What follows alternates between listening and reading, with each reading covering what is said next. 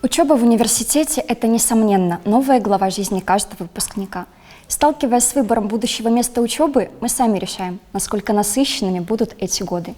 Я на 100% уверена в том, что не ошиблась с выбором.